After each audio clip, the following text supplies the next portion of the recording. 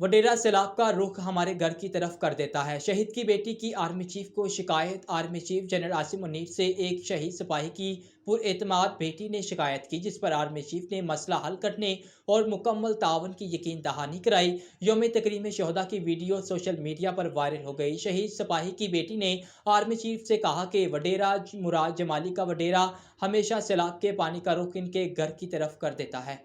बच्ची की शिकायत पर आर्मी चीफ ने कहा कि परेशान ना हो, आइंदा वो वडेरा आपकी तरफ पानी नहीं छोड़ेगा। इस मौका पर आर्मी चीफ ने स्टाफ को भी हिदायत दी कि वडेरे को पैगाम भिजवा दें कि वो आइंदा ऐसा ना करे, वरना पानी तुम्हारा फिर पहुंच जाएगा कहीं और।